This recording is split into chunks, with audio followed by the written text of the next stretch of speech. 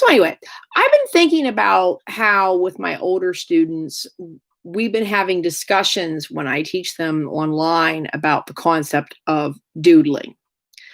I think doodling is an important type of artwork to have a quick discussion about because I believe it's really underrated, it's really underappreciated, and it has a stigma, meaning something's been attached to it to give it a sense of not being important.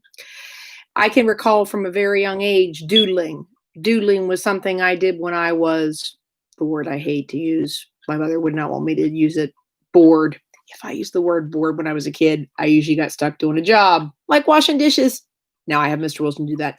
But back to the point, I think doodling is something that is really important nowadays for students to or artists to do. I think that doodling is an activity where it really leads you to the art style that I actually like to use with my own work, which is also referred to as automatism, where a lot of people don't necessarily understand that term. So I'll explain it.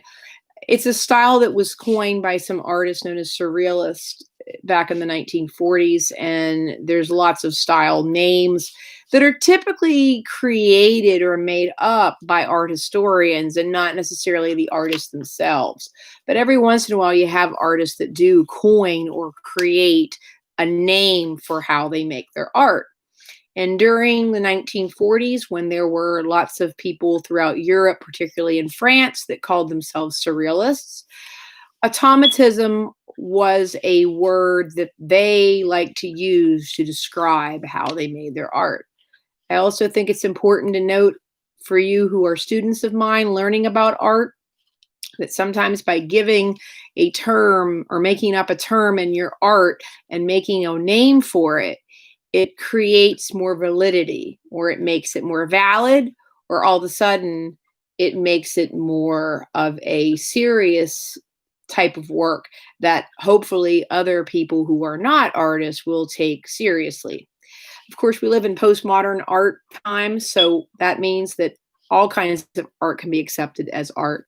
But what I believe you should do as an artist is, first of all, if you make art, so believe that you're an artist.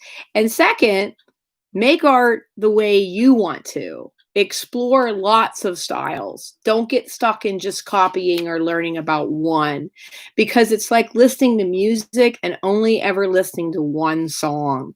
There are so many different styles and ways to make art. And when it comes to just drawing is almost like a language where every person who draws has their own unique language.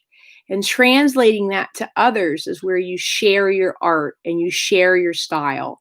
And doodling is a great type of art to make because it helps you let loose.